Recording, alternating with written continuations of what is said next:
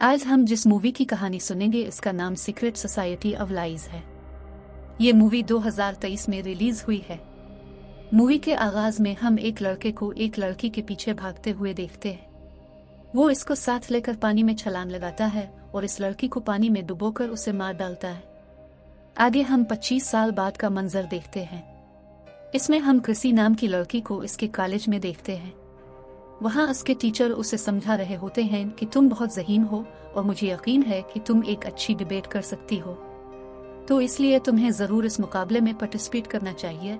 और इसे समझाने के बाद वहाँ से चले जाते हैं। फिर हम शाम में क्रिसी को एक पार्टी में देखते हैं। वो अपने फ्रेंड्स के साथ गेम खेल रही होती है और इसमें जीत जाती है, जिस पर वो बहुत खुश होती है।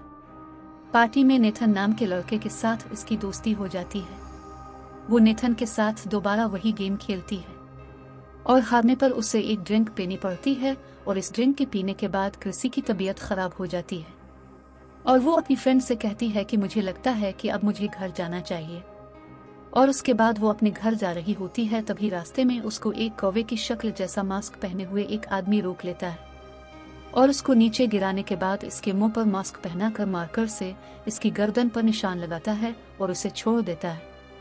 वो लड़खड़ाती हुई एक घर के बाहर आकर बेहोश हो जाती है, तो इसके दोस्त इसे उठाकर हॉस्पिटल ले आते हैं और होश में आने के बाद वो सबको बताती है कि रात को इस पर किसी ने हमला करने की कोशिश की थी। और फिर वो अपने नेकलेस को तलाश करती है और अपने साथ होने वाले हादसे के बारे में आकर पुलिस को बताती है। और वहां से वापसी पर उसकी माम को उसकी गर्दन पर वही निशान नजर आता है और वो इसके बारे में क्रिसी को बताती है। तो वो उन्हें बताती है कि ये निशान उसे इसी हमला करने वाले आदमी ने बनाया था और नहाने के दौरान इस निशान को मिटा देती है। और अगले दिन कॉलेज आकर इस निशान के बारे में जानने की कोशिश करती है। फिर वो इस हादसे के बाद अपनी रूटीन पर वापस आने की कोशिश करती है और मॉर्निंग वॉक के लिए जाती है। वहां उसे नेथन मिला और वो इसके साथ बातें करने लग जाती है। फिर वो अपने कॉलेज आ जाती है और वहां से गुजरते हुए रायन नाम के लड़के के मोबाइल में अपनी इसी दिन वाले अटैक की तस्वीर देख लेती है और उसका मोबाइल छीनने के बाद इससे पूछती है कि क्या ये सब तुमने किया था। तो वो जवाब में क्रिसी से कहता है कि ये सिर्फ एक प्रैंक था, तुम उसके बारे में इतनी सीरियस मत हो। और प्रिंसिपल को वहां आते देख रायन वहां से जाने की कोशिश करता है, पर प्रिंसिपल उसे अपने पास बुलाकर अपने साथ ले जाता है। क्रिसी भी वहां से चली जाती है और प्रिंसिपल रायन को अपने ऑफिस में ले जाकर कहते हैं कि तुम्हारे फादर इस कॉलेज को डोनेट करते हैं, इसलिए मैं तुम्हें छोड़ रहा हूं, पर आइंदा ऐसा नहीं होना चाहिए। अब एक लेडी आकर क्रिसी और उसकी दोस्त से कहती है कि तुमने जो पोस्ट सोशल मीडिया पर लगा रखी है इसको हटा दो, वरना अच्छा नहीं होगा। नेथन क्रिसी को एक नेकलेस देता है और इसे अपने साथ काफी पीने को कहता है, जिस पर वो इसे हाँ कहते हुए वहां से चली जाती है और प्रिंसिपल को आकर बताती है कि मुझे लगता है कि मेरे साथ होने वाले हादसे में रायन भी शामिल है। मैंने इसके मोबाइल में अपनी तस्वीर देखी है और क्रिसी के पास इस बात का कोई सबूत न होने की वजह से प्रिंसिपल उसे वहां से जाने को कहता है। आगे हम क्रिसी को अपनी स्पीच की प्रैक्टिस करते हुए देखते हैं और जब वो ऐसा कर रही होती है तो उसे शक होता है कि कोई इस पर नजर रख रहा है और फिर अपनी दोस्त के आने पर उसके साथ वहां से चली जाती है। प्रिंसिपल के ऑफिस में रायन और एक और लड़का बैठा होता है और किसी बात पर गुस्सा आने पर प्रिंसिपल रायन की गर्दन दबाकर उसे मार डालता है और वहां मौजूद दूसरे लड़के से कहता है कि तुमको मेरे लिए काम करना होगा और जिन लोगों के बारे में मैं कहूंगा उन पर नजर रखनी होगी और मेरी बात न मानने पर तुम्हारा भी रायन जैसा हाल होगा। जिस पर उसे न चाहते हुए भी प्रिंसिपल की बात माननी पड़ती है। क्रिसी नेथन के साथ अपने रूम में आती है तो वहां उसकी चीजें बिखरी हुई होती हैं और एक पेपर पर वही मार्क बना होता है जैसा उसकी गर्दन पर बनाया गया था। वो नेथन के साथ किसी से मिलने के लिए आती है तो वहां इसे हाल में रायन की लाश लटकी हुई नजर आती है। वो लोग पुलिस को बुलाते हैं और प्रिंसिपल भी वहां आ जाता है। नेथन प्रिंसिपल का बेटा होता है। क्रिसी अपनी माम के साथ घर आ जाती है और रोने लग जाती है। प्रिंसिपल क्रिसी की दोस्त को अपने ऑफिस बुलाता है और इसे क्रिसी से दूर रहने को कहता है, पर वो गुस्से से प्रिंसिपल से कहती है कि मैं तो हर हाल में क्रिसी की मदद करूंगी।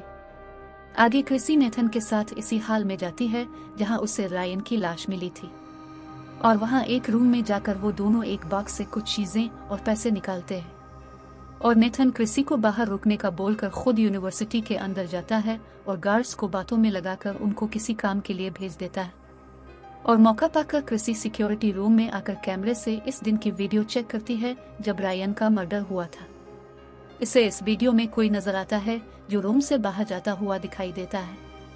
क्रिसी अभी वो वीडियो देख रही होती है कि वहाँ प्रिंसिपल आ जाता है। क्रिसी एक टेबल के नीचे बैठ जाती है और प्रिंसिपल इस वीडियो को डिलीट कर देता है और सिक्योरिटी रूम से बाहर चला जाता है। प्रिंसिपल को शक होता है कि कोई वहाँ मौजूद है तो वो इसका पीछा करने लगता है। अब क्रिसी आगे आगे भाग रही होती है और प्रिंसिपल उसका पीछा कर रहा होता है।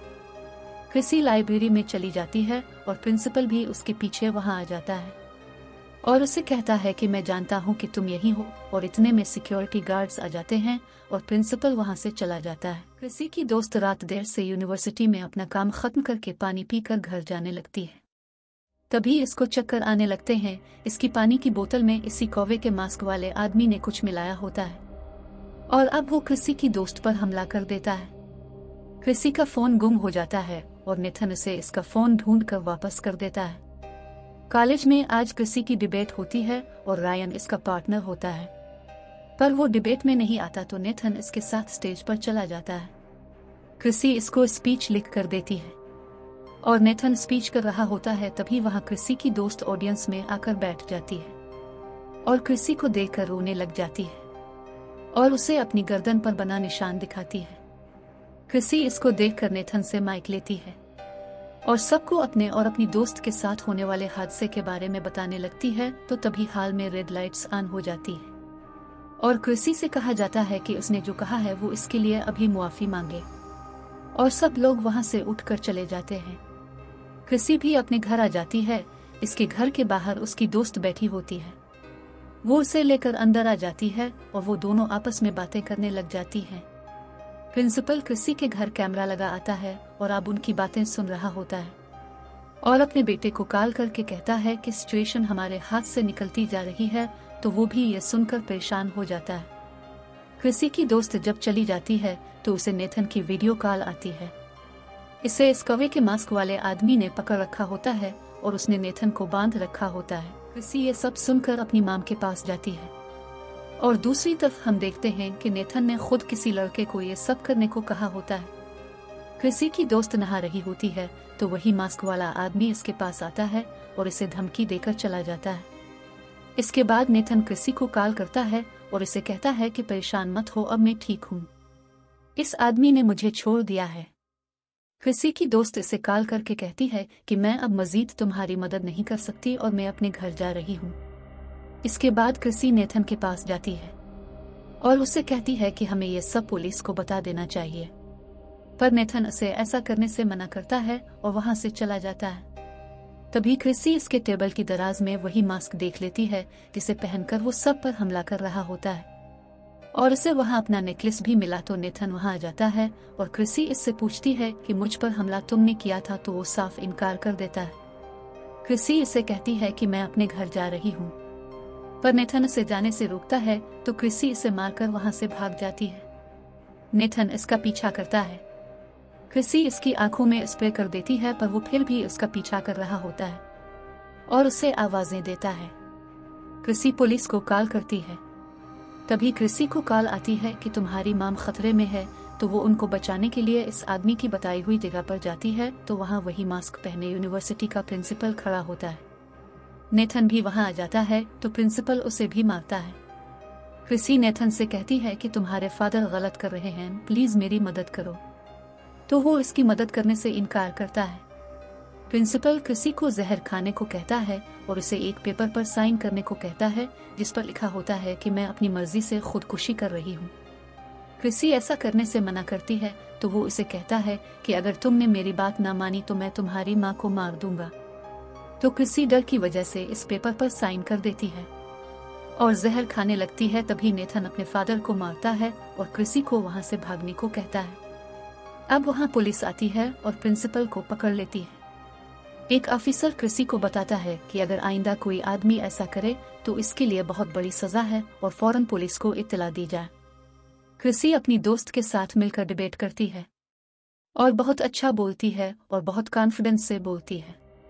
तो सब इसके लिए तालियां बजाने लगते हैं और उसके साथ ही इस मूवी का एंड होता है।